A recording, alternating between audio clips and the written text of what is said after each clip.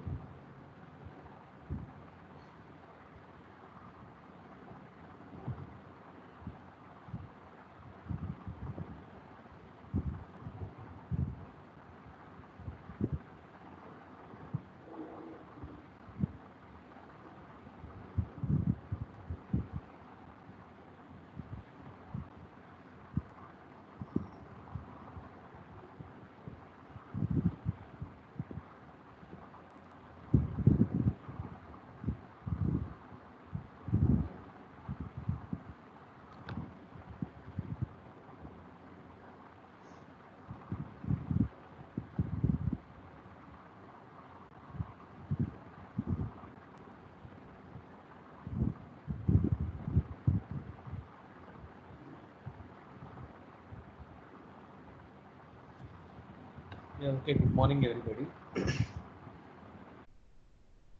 Good morning, sir. Good morning, sir. Good morning. We will start the same CT1, CT2 class.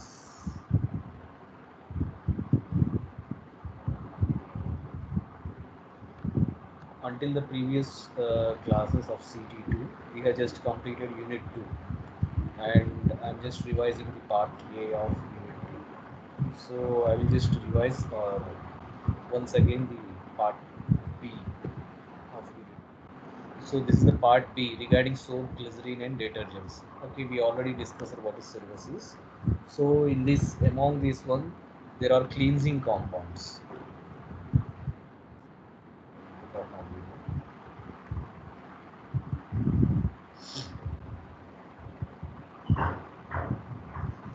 Okay, the first one among these one is soaps, detergents, everything will come under the compounds, cleansing compounds. So what are the cleansing compounds? Cleansing compounds are nothing but a compounds which are chemically active and they are used for human comforts like cleanliness and for industrial surface active agents many cleansing compounds are there, like detergents, like various types of soaps and everything. Depends on a particular application, we can formulate whatever the soap or detergents required. So how these soaps and detergents acts, their action phenomena, their mechanism. What is their mechanism? Colloidal chemistry has come with has proven the principles of how the cleansing mechanism will work.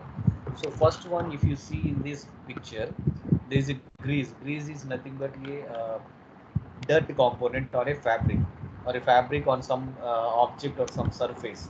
So to clean this compound, to clean this grease, so our detergent or a cleansing compound, any type of soap, require two types of molecules. Like one is the hydrophobic molecule, and other one is hydrophilic molecule. So hydrophobic and hydrophilic, how these components are defined in terms of cleansing compound. So how can we define? So first of all, when we are preparing soaps or detergent, the triglyceride composition which are present in oils and fats are common. So whatever we already know, what is oil? Oil is nothing but a hydrophobic component. Here in the formulation of soap, there are there is one tail and one head is there. So whatever the head is there, first this head will go into the fabric. This head will help the component of our detergent to go inside the fabric. So in order to do so, this head needs to be hydrophilic in nature. Then only it will clearly wet that fabric. So after going inside the fabric, this detergent molecules, the action of this hydrophobic tail, which is oil soluble, acts come into the action.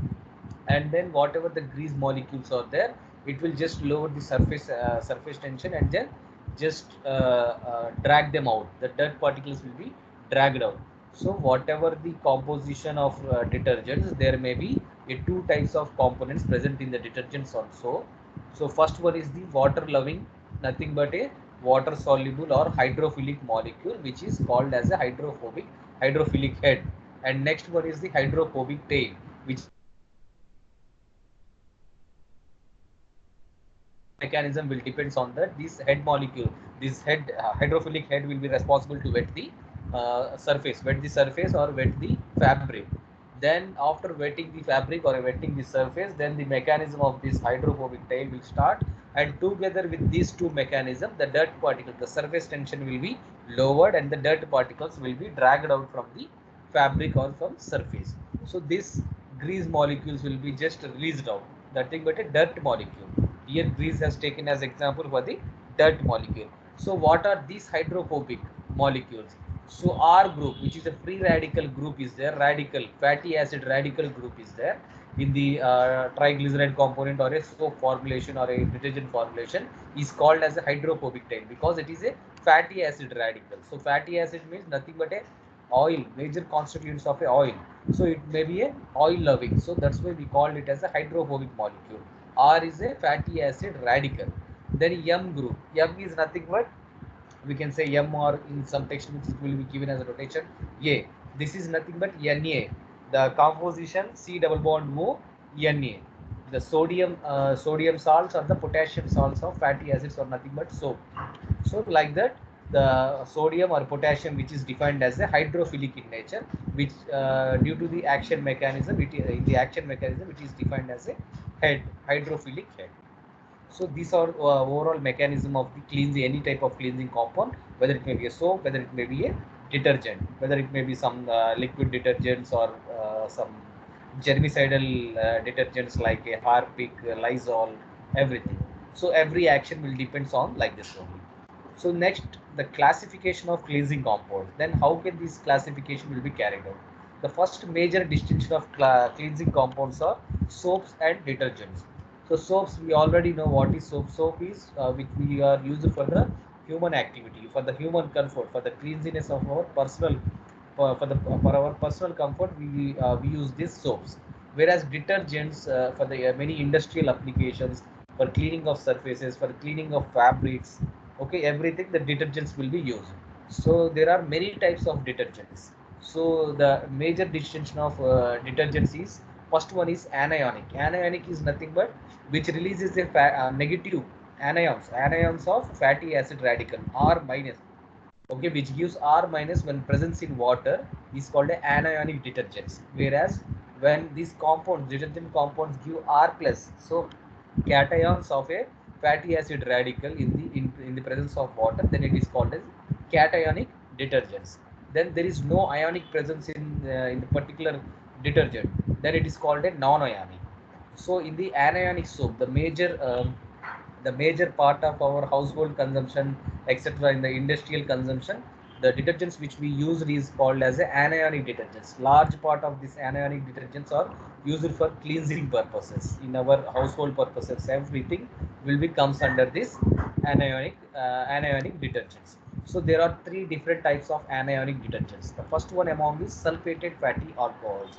From this name itself, we can say the first we can divide into three words this one. So first one is sulfated, next one is fatty, next one is alcohol. First is fatty acids needs to be prepared, and these fatty acids needs to be converted into fatty alcohols. So this is a one word, fatty alcohols. Then the prepared fatty alcohols needs to be sulfated in order to incorporate the sulfate components into it. That will act as a head component, hydrophilic head. So sulfated fatty alcohol. This is the meaning of this one. Then next one, sulfonates like alkyl aryl benzene sulfonate we discussed earlier. Like this, these sulfonates will act as a anionic detergent. Then sulfated esters. There are many types of esters will be formed depending on the particular bonding mechanism in between the free radicals, in between this fatty acid radical. So among them, the sulfated esters and acids are also there. Then next one, there is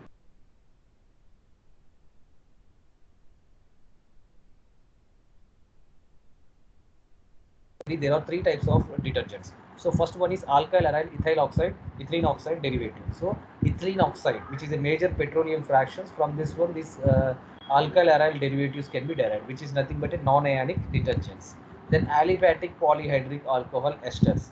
So whatever the aliphatic polyhydric alcohols are there, all these presents in the esterified forms are referred to as non-ionic detergents. Then fatty acid amides are there. These are the detergents which are classified under the non-ionic category. So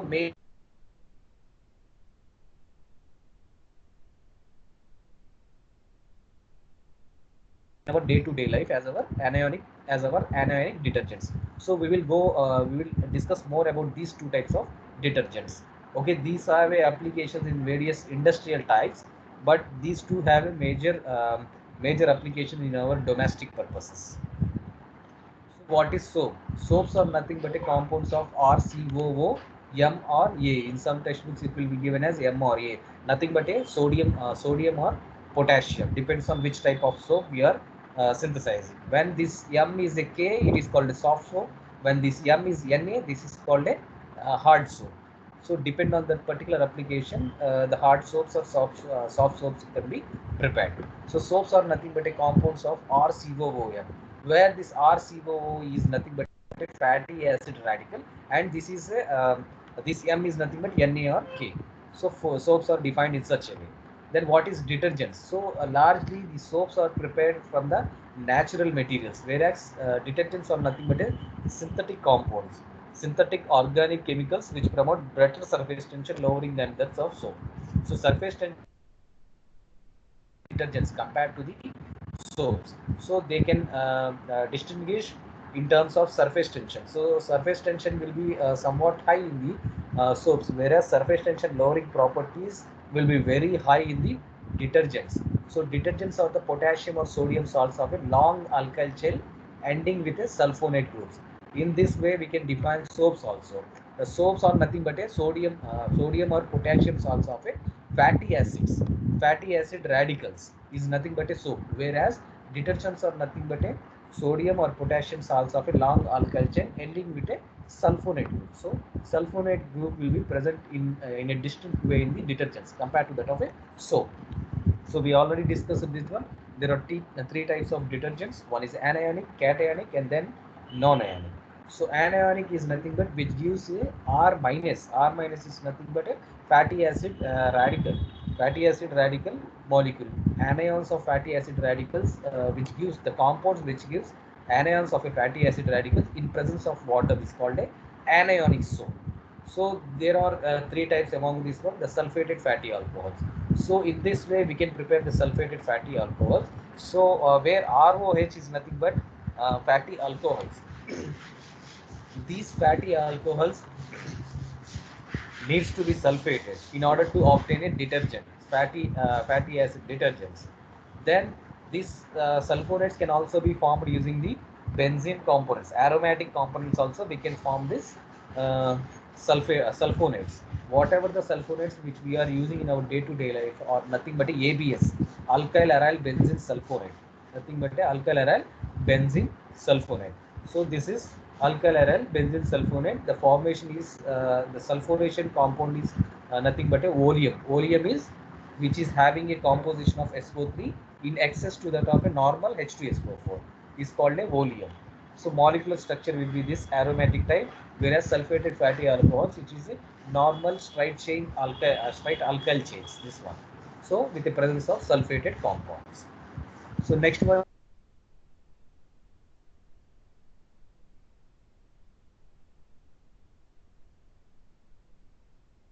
acid and alkali. When we are using in hard water, these have a good stability. So when we are using in acid or some alkyl environment, this doesn't have any detergent properties. So it will break down into individual molecules. Then next one is a cationic soap. Cationic soaps are nothing but which gives a cation of fatty acid radical R plus in water when present in water. So this doesn't have a strong detergent properties, but they have a germicidal properties. They possess a germicidal properties. Because of this germicidal properties, we use these components in our cleaning purpose, like Harpic, Lysol, everything. This type of components, cationic detergents, we can observe in those components. So examples for these cationic components are quaternary ammonium compounds such as pyridinium derivatives and amine with 5-valent nitrogen. So this is a pyridinium derivative which has a 5-valent amine with a 5-valent nitrogen. So these are used especially in Harpic, Lysol, which we are used in our bathroom cleaning purpose, etc. Floor cleaning, bathroom cleaning. Then non-ionic components. So these are the components which produce little foam but possess excellent soil removal properties. Here, soil is nothing but a dirt removal properties. So these types of anionic detergents will have a great emulsion characteristics. The example for this type of non-ionic soaps, non-ionic detergents are the alkyl aryl ethylene oxide derivatives, aliphatic polyhydroxy.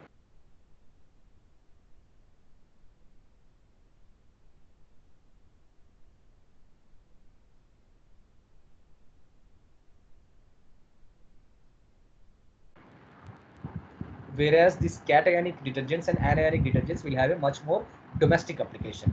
Okay, this non-ionic detergents will have a maximum application in the industrial terminologies. The next one, detergent builders. There is a popular saying this around 50 to 60% will be of a detergent composition is nothing but a builders, because they are added to add some mass to the detergents, at the same time some properties to the detergents. Okay, these type many types of builders are added in order to improve the cleansing properties. So first one among these is phosphates. Okay, such as sodium triphosphate and sodium pyrophosphate are used. Nearly 30 to 50% of this detergent formulation is nothing but this type of builders, phosphates and sodium triphosphate, sodium pyrophosphates are filled up to 30 to 50% in the detergent formulation. These type of phosphates are nothing but to extend a foam when we are used for this washing. So next one is sodium carboxycellulose. This type of chemicals, these type of detergents are added to in order to improve the detergent or soil or dirt removing suspensions. Okay, nothing but to increase the capacity of that particular soil or dirt removing capacity of the detergent, we add sodium carboxycellulose. It will be present up to 3%. Then some dyes are added in order to get in order to get brightening properties, in order to get some color to that particular detergents, we need to add a fluorescent dyes. Then sodium silicates are added in order to avoid the corrosion in washing machines. We already know the tumble which is present in the washing machine is nothing but a composition of aluminium. Okay, aluminum or aluminum alloy. Many times it may be the pure aluminum or it may be a aluminum alloy. So in order to avoid the corrosion of that aluminum, the sodium silicate components as a detergent builder is used. The next one is zeolites. Zeolites are nothing but a phosphorus free builder. So phosphates, these are not biodegradable. So in order to increase the biodegradability of the particular detergents, so the popular research component is called zeolite components, which are the porous components which are used in place of this phosphate builders. So these are about the detergent builders. And next one major distinction between what is the soap and detergents. Okay, as we defined, the soap or nothing but a sodium or potassium salts of fatty acids. Okay, whereas these detergents are nothing but a compounds of a synthetic type which have a sodium sulfate group attached to a long alkyl chain. These are also derived from the triglyceride sources, but the groups of sodium sulfates are attached to the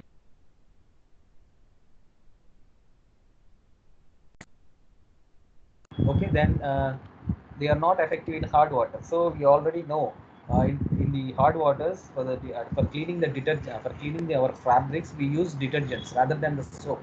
Why? Because soaps are much inactive in the hard water, whereas they act much effectively in the soft water. So for our bathing purpose we use the soft water. That's why we use soaps as our cleansing compound, whereas detergents is used particularly for the fabric. Okay, soaps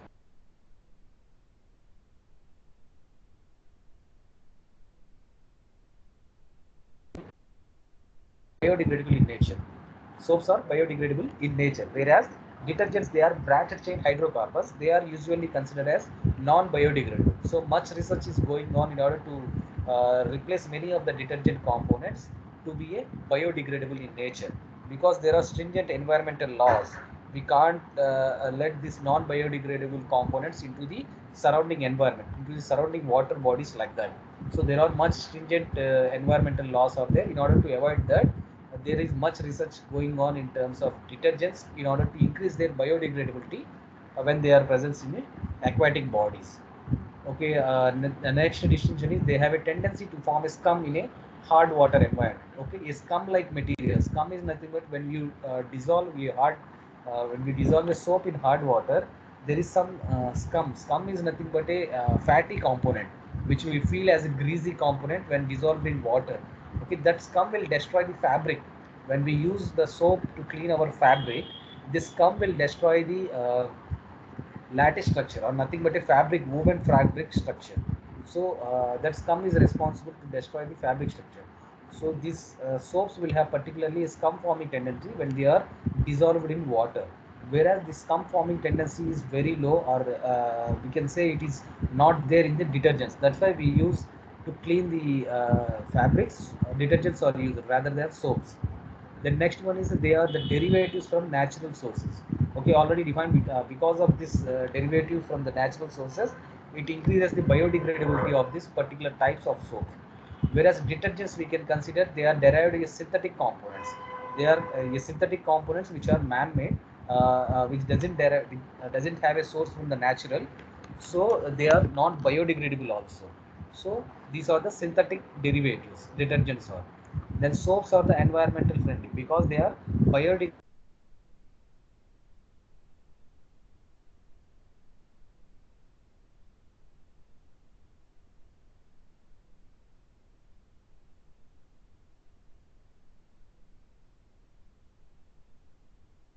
nature. They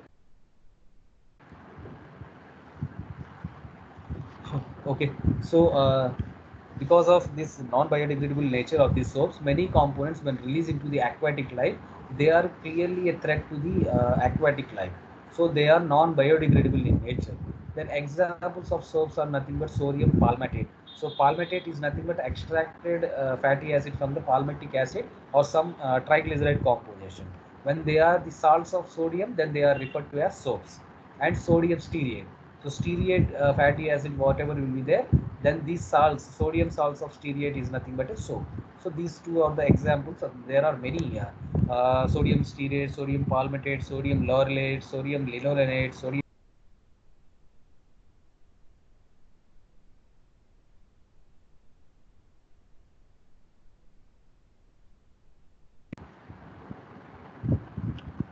Examples of detergents are nothing but the dioxychloric chloric alcohol and sodium lauryl sulfate. And as I have notified earlier to you, sodium lauryl sulfate, which is a major composition in our shampoos.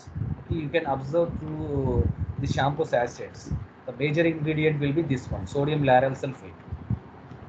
The next one is the methods of soap production. Okay, there are two types of soap production methods. One is the batch saponification. Next one is the continuous hydrolysis and saponification process. In the early good olden days, we used to produce our soap direct with using the direct saponification process, in which there is no process to remove the glycerin. Whereas in the more advanced technique like hydrolysis, acid hydrolysis of the glycerides, there is a removal mechanism for glycerin. So this removed glycerin can be used for some other purposes, like in cosmetics, like in some other food ingredients, everything we can use this glycerin component. So there are many advantages in extracting the glycerin outside the soap. So earlier days they used it to synthesize the soap directly using the saponification using some strong caustic like NaOH or KOH. Now the major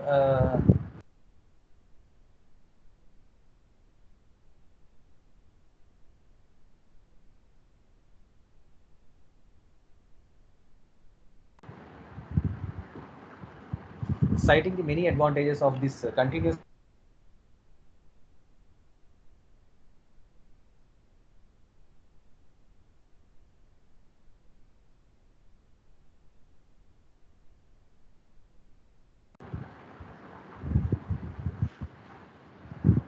Yeah, there is a much flexibility in control of the product distribution in the continuous process, because there are minimum shutdown time in the continuous process. Okay, only for the single day or a particular period of time only the particular shutdown will be happen in the continuous process. Whereas in the batch process, continuous shutdown, after completing one batch, we need to shut down the entire plant, and there we have to load other raw materials. So other another batch of raw materials, then we need there is no much flexibility in those control of the product distribution. So in the continuous process there is a clear flexibility in the control of product distribution. So next one is higher glycerin yield compared to the batch process. There may be a higher glycerin yield, so the glycerin yield is greater than 80% usually. Then because there is a removal of glycerin, higher amount of glycerin is removed, so major color in the soaps.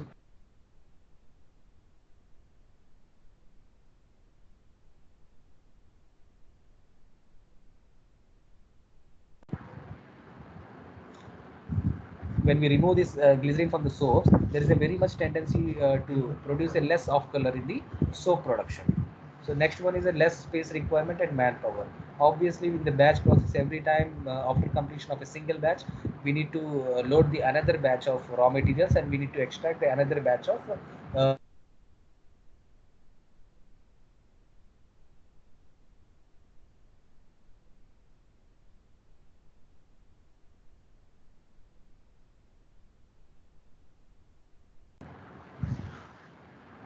we need to store everything, like from extra raw materials we need to prepare, extra products we need to keep, that will add up on the space, so requires a less space compared to the batch saponification process. Then the raw materials, what are the raw materials required for the soap manufacturing?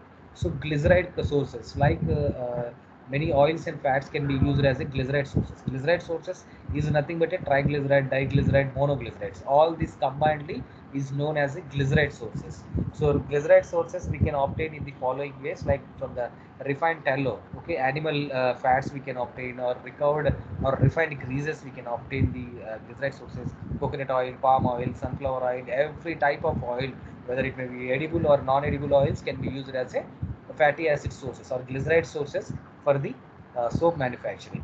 So next one is the alkali, like NaOH or KOH. Depends on the hard soap whether we want to prepare a hard soap. We have to use NaOH. When we want to prepare a soft soap, we have to use a KOH. So next is the detergent builders, or like a rosin we can add. Many types of builders we can add enhance the cleansing properties of that particular type of soap. If required, some perfumes can be added to increase the fragrance of that particular soap. Okay, these types of many raw materials are there. Out of all these two are the major ingredients of any types of soap. like glyceride sources, and alkali like NaOH or KOH, which are the major raw materials in the soap manufacturing. Then these are the two reactions which will be carried out in the soap manufacturing. The first one is the fat splitting, is nothing but a hydrolysis step. Hydrolysis of a fatty acids or a fat splitting it is called. So fat splitting catalyst will be a zinc oxide catalyst, in which, see, this is a triglyceride composition.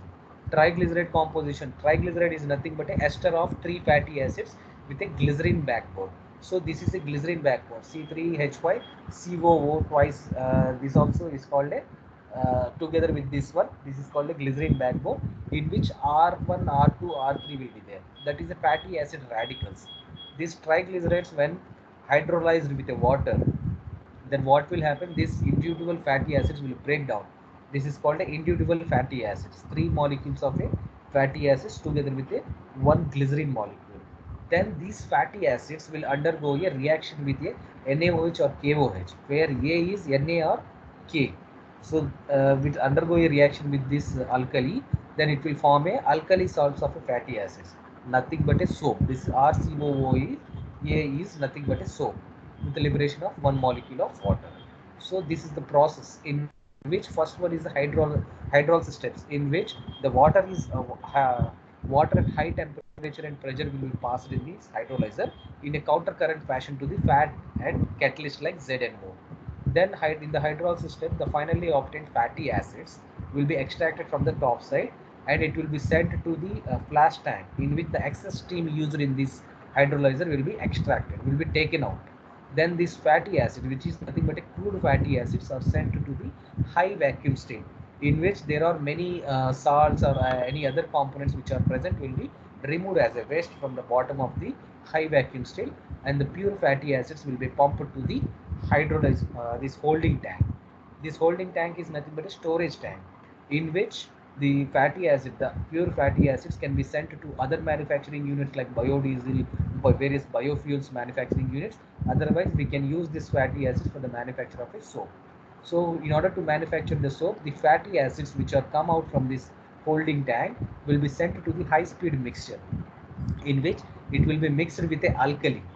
This alkali will be mixed with a fatty acid compounds at a high speed in the mixer. Then it is blended in a low speed blender. In this blender, whatever the saponification reaction given in the reaction B will be carried out, whereas the reaction A will be carried out in the hydrolyzer, this one. So after reaction, saponification reaction, the formed soap will be converted into various types of end products, depend on what type of application we need. Like if you want some bar soaps, we need to put that particular soap composition into particular mold. Okay, whatever the shape that particular bar we want, that particular mold, that particular soap composition will be put into that particular mold, and then it will be pressed in order to obtain the soap. Otherwise, when we require some powder soap, then we can go for the spray drying unit in order to obtain a powder soap. Then if we require some small chips of this soap, we can send this soap composition to some particular chipper, where that will be rolled into small chips. Then in the bottom is the natural bottom of this flow sheet is the natural glycerin manufacturing process. Okay, in the hydrolyzer, the byproduct which obtained after obtaining the fatty acids is glycerin. Okay, it will be a very dilute amount, 15 to 20% of the glycerin amount. The rest of the 80%, 80 to 85% will be water. So this 15 to 20% glycerin dissolved in that 80 to 85% water is known as a sweet water. Okay, sweet water, because it will taste like a sweet. So usually they are referred to as a sweet water. This sweet water needs to be sent to the ion exchanger, in which the cation and anion exchange resins will be there, in order to remove the dissolved salts like Na or K salts, potassium or sodium salts, and some other coloring components will be removed in the ion exchanger, in which anion and cation exchanges will be there. So after removing these coloring compounds and the salt composition, the glycerin component, the dilute glycerin component, will be concentrated in the triple effect evaporator. So in this one, what will happen? The water composition which is present here, 80 to 85%, will be evaporated. So together with a vacuum stream, it will be sent to the vacuum stream in order to further evaporate the water content. Then it will be sent to the storage tank or a whole tank, in which the final product obtained as a 99% yellow glycerin. Due to this coloring components, this is called as a 99% yellow glycerin, which has a many industrial applications. Okay, when we want to obtain some white glycerin, these 99% yellow glycerin needs to be sent to some adsorption tank, in which it will be reacted, it will be mixed with a activated carbon. Activated carbon acts as an adsorbent here. So this process is called adsorption process, in which this 99% yellow glycerin will be just made to mix with the activated carbon. So this activated carbon will remove the yellow components, okay, the coloring components of this yellow glycerin, and whatever the glycerin, purified glycerin, will be sent to the filter. So the activated carbon which is added as an adsorbent will be removed in this filter, and a pure 99% white glycerin will be removed. For every ton of the soap, we can obtain 30 to 35 kgs of glycerin. Okay, this is the advantage in synthesizing, in manufacturing this natural glycerin process. Then next is the methods of glycerin production. So glycerin, we already know the natural glycerin can be obtained in the soap manufacturing process or the fat hydrolysis process. Okay, so this is a natural product. Natural glycerin can be obtained as a natural product in the triglyceride hydrolysis process. We can see in the soap manufacturing process. The next we can obtain the synthetic glycerin, okay, man-made glycerin from the propylene sources. Propylene is a major petrochemical ingredient, petrochemical product. So from this petrochemical product propylene, we can obtain the synthetic glycerin using the two routes. One is the allyl chloride route. Next one is acrolein route. So what are the uses for this glycerin? Okay, these uses for glycerins are in such a way that these are used in alkyl resins. Some resins it is used, and in the plastics manufacturing also these glycerins are used as a moisturizers. Then tobacco. So for a long shelf life of tobacco storage, this tobacco needs to be humidified. So as a humidifying agent, this glycerin can be used. So then cellophane plasticizers. Cellophane plastics, like when we are used to prepare our notes. Okay, okay, these cellophanes are nothing but a white sheets. Okay, not a white sheets, that a plastic like sheets which we use on our notebooks.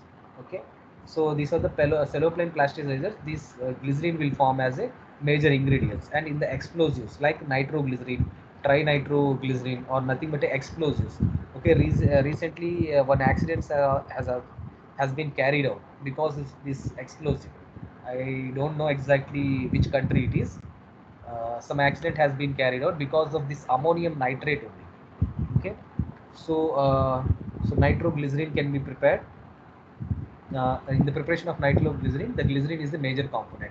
Trinitroglycerin also, the glycerin is the major component. The next one is the food and pharmaceutical industries. In the food and pharmaceutical industries, we can use this glycerin as a major composition. Then to prepare the synthetic glycerin, there are two routes. One is the allyl route and another one is acrolein route. In the allyl route, what we have to do, the glycerin, the propylene composition, which is obtained from the petrochemical industry, will be chlorinated at high pressure, high temperatures. So in this high temperature and pressure, whatever this chlorination of propylene will yield allyl chloride along with the hydrochloric acid, one molecule of hydrochloric acid. This allyl chloride is called as a chlorohydrin, will be reacted with a hypochlorous acid. This is called hypochlorous acid, HOCl. When reacted with hypochlorous acid, this chlorohydrin will give a glycerol dichlorohydrin. So this glycerol dichlorohydrin will undergo a reaction with calcium hydroxide, CaOH twice, in which it will give a epichlorohydrin. Okay, this is the major ingredient in the formation of formaldehyde resins. Okay, like in the plastic industries, in the formaldehyde resins are used for otherwise we can use this to synthesize a synthetic glycerin. This epichlorohydrin will be reacted with a sodium hydroxide and hydrolyzed with water to give a glycerin. The yield from this type of route, allyl chloride route, is nearly 70 to 80%. Okay, so this is the major ingredient in the synthetic glycerin. This epichlorohydrin will be reacted with a sodium hydroxide and hydrolyzed with water to give a glycerin. The yield from this type of route, allyl chloride route, is nearly 70 to 80%. Okay, so this is the major ingredient in the synthetic glycerin. This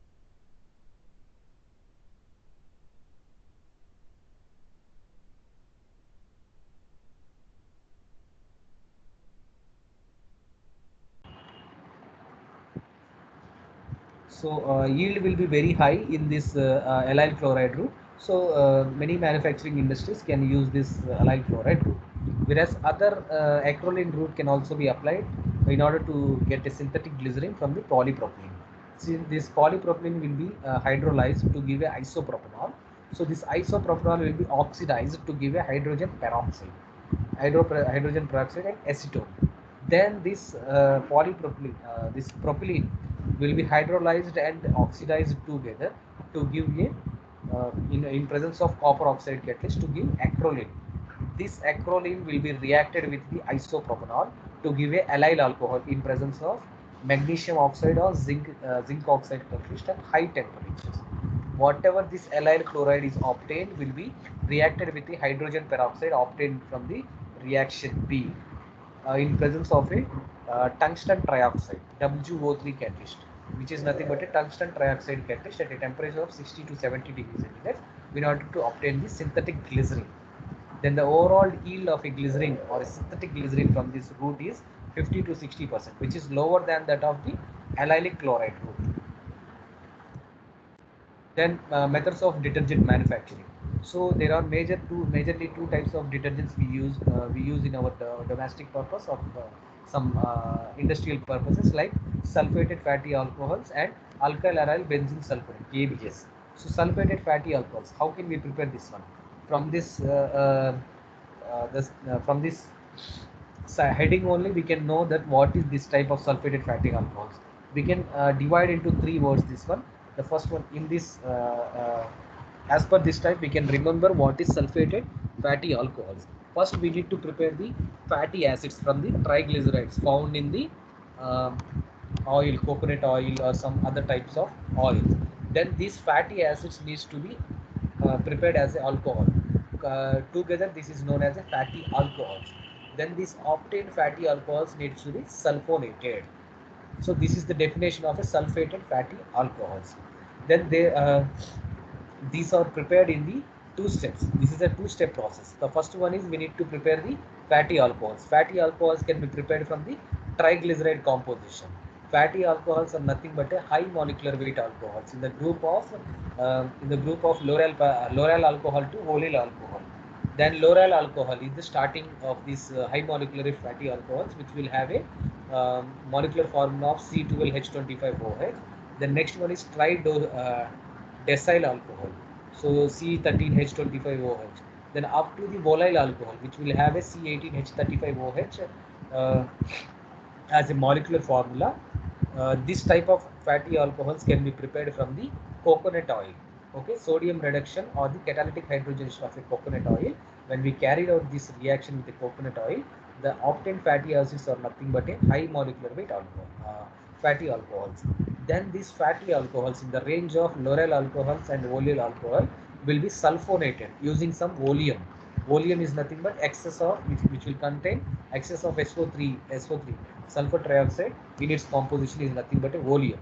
Using the oleum, when we sulfonate these fatty alcohols, it will be obtained as a sulfonated fatty alcohol, nothing but a detergents. Then for the preparation of a fatty alcohols, there are two processes as discussed here. One is the sodium reduction. The next one is catalytic hydrogenation of coconut oil. That's what here it is written. So catalytic hydrogenation can be carried out at high temperature and pressure. Usually temperature as high as 300 degrees centigrade and pressure as high as 200 atmospheres can be used.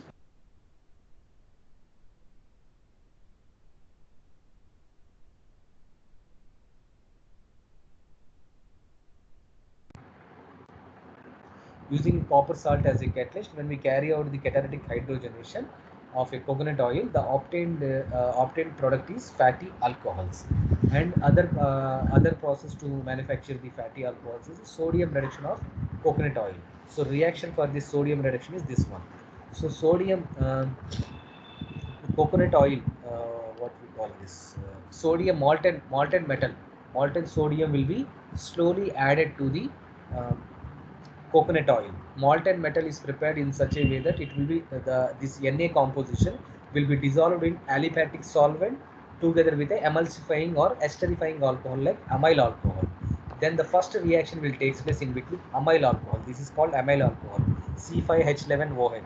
amyl alcohol will be reacted with a sodium, then it will give this compound. This is called a this compound is called a sodium 2-methyl butane 2-olate. This is called sodium 2-methyl butane 2-olate. This is called. Then along with the liberation of active hydrogen, this active hydrogen will react with a triglyceride molecule present in the coconut oil. So six hydrogen active hydrogens will just hydrogenate this triglyceride. Then the whatever the fatty alcohols obtained together with the glycerol backbone. This is called a glycerin. Then whatever this fatty alcohols obtained needs to be sulfonated with a oleum. Then a sulfated sodium salt of sulfonated fatty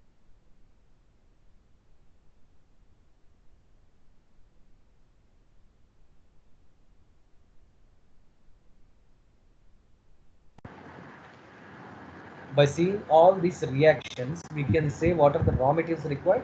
The first one is the coconut oil we have to require. Then next one is for the hydrogenation we need to require hydrogen. Then molten sodium. Here for the reaction we need to require molten sodium. For sulfonation we require oleum or H2SO4. Then sodium hydroxide for the reduction of the sulfated fatty alcohols, we require sodium hydroxide. So next one is the aliphatic solvent. Here toluene or a xylene. In order to emulsify this one, we need to have a amyl alcohol. So these are the raw materials which are required to manufacture a detergent. Then this is the flow sheet. The first one is the catalytic hydrogenation, in which the hydrogenation will be hydrogenation of coconut oil or hydrogenation of triglycerides present in a coconut oil. In particular, we can say will be carried out in the hydrogenation unit at a high temperature. The product is high molecular weight alcohols from the loral alcohol group to olyl alcohol group. Then the next process is the molten sodium.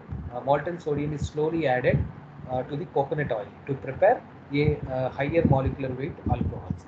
So after the completion of the reaction between the molten salt and the coconut oil, whatever the reaction product is there will be dropped into a water tank, in which it will be separated into three layers. The first layer is high molecular weight alcohol layer. The next layer is regenerated alcohol layer. Third one is caustic soda and glycerin layer. After separation of these three layers, we need to extract this high molecular weight alcohol.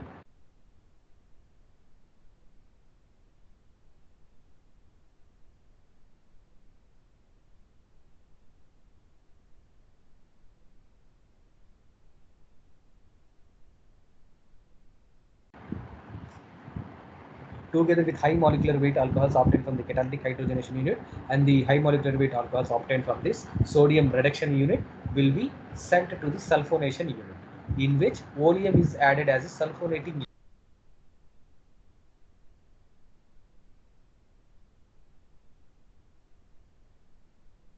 Obtained product is called a sodium salts of sulfated fatty alcohols, nothing but a detergent. So this is the flow sheet.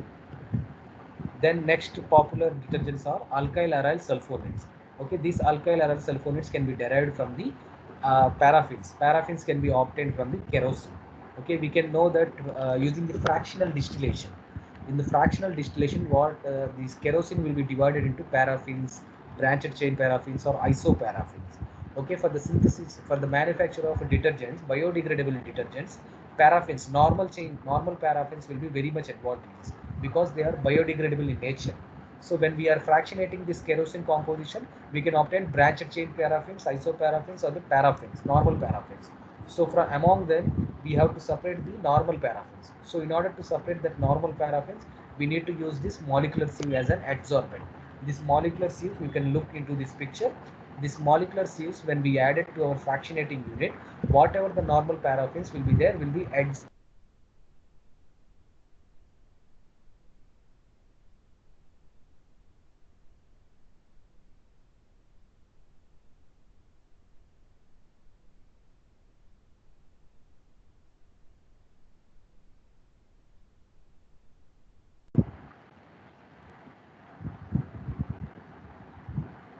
Yeah, using some suitable desorption agent, we can dissolve or we can remove the whatever normal paraffins from this molecular sieves. Molecular sieves are nothing but a zeolites, synthetic zeolites with a high surface area and high porous structure. So after absorbing the normal paraffins with a suitable desorption mechanism, whatever the normal paraffins are there will be extracted from this molecular sieve using some suitable desorption solvent or a desorption mechanism. Then the obtained normal paraffins will be chlorinated in order to obtain alkyl chloride. Then this alkyl chloride will be reacted with a benzene compound. Then alkylation will be carried out using this alkyl chloride. After that, whatever the aryl benzene compound will be formed, will be reacted with a oleum or sulfonated with a oleum. Oleum is nothing but a which in which the excess composition of sodium trioxide is there, is called a volume. So when reacted with a volume or sulfonated with a volume, we can obtain aryl benzene sulfonate, popularly known as ABS detergents. Okay, these are many applications in our domestic products, domestic detergent products. So these are popularly known as the ABS detergents or a aryl benzene sulfonate detergents. So this is the overall part B of Unit 2. So this completes overall revision of Unit 2. So my part has been completed to complete up to Unit 2. So now you have to do your part, writing your notes and studying as well. For the next 2-3 classes, I will use this class CT2 class for your presentation from Unit 2. Whoever are interested, voluntarily please come forward and present each topic every day 1 hour. Maybe 3-4 members we can accommodate, not 3-4, 5-6 members, up to 10 members also we can accommodate in one class. You can choose a small topic among this one, any type of, even one slide also you can choose. So rest of the 3-4 classes, we can say 3-4 classes we can use to just revise this Unit 2 like we have did in the Unit 1. So whoever is going to present in the next class, please be ready. Otherwise, I have to call your number and just ask to present. My request is just come forward voluntarily and prepare for the presentations. Okay, any doubts are there?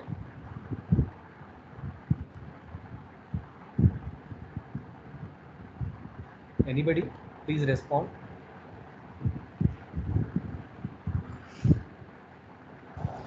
No, sir. Okay. No, sir. Yeah, please present in the next class. Voluntarily, please come. Okay, I will show what we are going to learn in the third unit now. Sir, how many minutes we have here to take, sir? As per your convenience, whatever you want Okay, to sir. whatever you want to tell apart from this normal course, whatever you will do the research externally, you can present that also. Okay, so choose one topic, a single Okay, sir. topic, present for 5 minutes, or you can present for half an hour, you can present for 1 hour also if you can. Okay, I will show what are the topics, Yes, sir. what are the topics which are involved in Unit 3 now.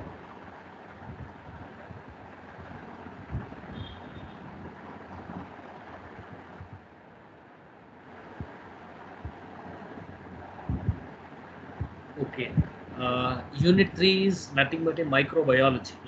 Okay, microbiology or a microbial biotechnology we can call. We already know what is microbiology, the branch of science which particularly deals with the microorganisms. Okay, microorganisms can be anything. Okay, like virus, bacteria, algae, anything can be comes under a microorganism.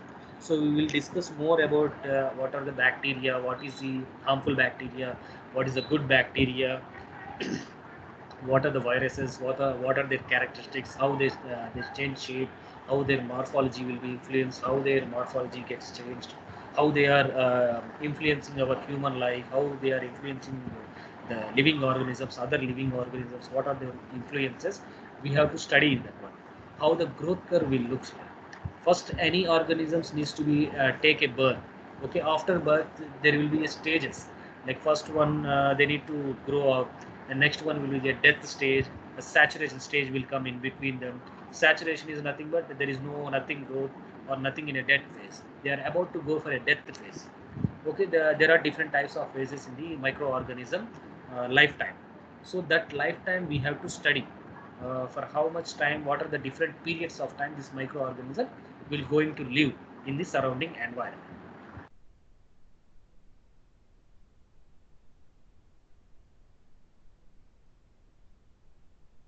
Okay, what types of what types of microorganisms will be there, we have to see in that one. The major distinction between the microorganisms is the whether they are a eukaryotes or a prokaryotes.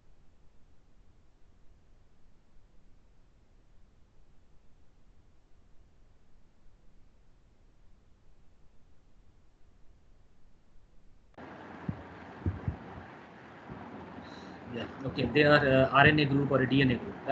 Recently we are seeing this RNA protein virus, what we call coronavirus. Corona is nothing but a RNA virus. Okay, what type of this virus? Why this is this has been producing such an impact? This is creating such an impact on human life.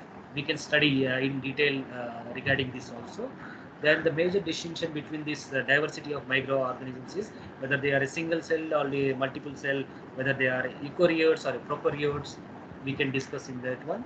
Then what are the general characteristics and biotechnological applications, and how these microorganisms, how these algae or protozoa or fungi, bacteria, viruses can be used for the research purpose as well as for major popular application for this bacteria, virus, algae, we can study and their general characteristics, how they are changing their shape, what are their dimensions, okay, how they are changing continuously, the morphology, what are the good bacteria, what are the bad bacteria.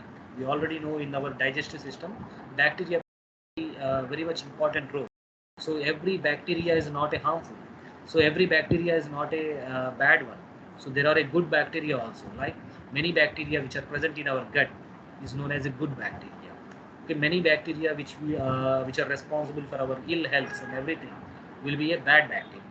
Many bacteria which will spoil the milk, which will degrade the milk, which will break down the milk component composition, is known as a bad bacteria.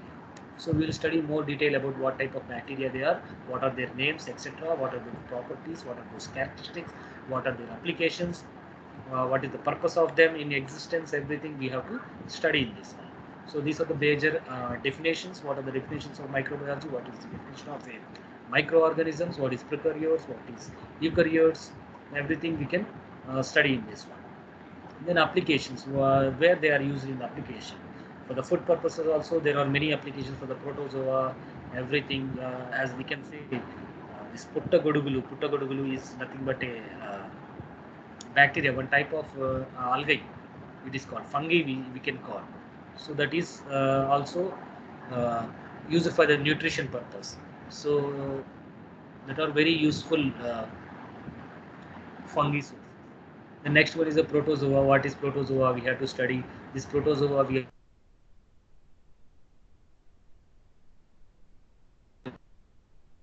study what are the protozoa components. Then what is the algae? Where they are found? What are the protozoa components? Then what is the algae? Where they are found? What are the useful applications? What type of them are involved?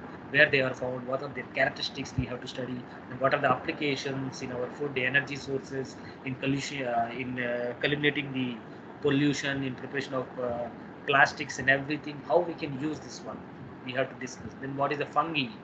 How these fungi are used for the nutrition purpose? How they are just forming in nature? Okay, what are those characteristics? What are the applications we have to study in this one? Next, bacteria, the good bacteria, the bad bacteria. What are the bacterial characteristics? Everything we have to study. Okay, viruses, what type of viruses. So humankind of human mankind, the mankind humans are many around the world, everybody is facing many problems using these viruses. Okay, from the HIV virus, Ebola virus, now the recently the coronavirus, everything we have to study in this one. What are their general characteristics, how they are, whether they are RNA group, whether they are a DNA group, how those can be mitigated, how this pandemic can we handle these pandemic situations like Ebola virus, like a coronavirus, everything we have to study in this one. Then the next B part is the isolation.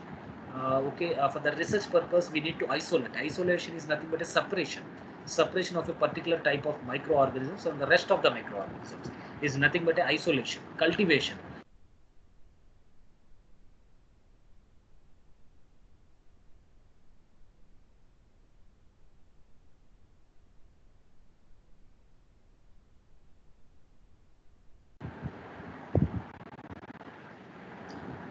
then whatever the isolation we carried out in separating one microorganism, then microorganisms will be used to create n number of microorganisms is nothing but a cultivation. Then growth, okay, how that microorganisms synthesized birth microorganisms will takes place a growth, we have to see in this one. So what are their stages? Then there are two popularly asked as per your old question papers, there are two flow sheets which they are asked. Is one is the industrial alcohol synthesis, next one is the biogas synthesis. Okay, there are two flow sheets in this one. Apart from these two flow sheets, everything is a theory material, like what is microorganisms, what are their growth stages, what are their characteristics, what types of bacteria are there, what types of viruses are there, everything related to that one. So we have to study this one. So I am showing just what we are going to discuss in the next unit. Uh, After 3 to 4 classes, we will start this unit. So these are the topics overall involved. So thank you for listening. If you have any doubt, same thing, you can contact me anytime. Okay, thank you for listening. Bye.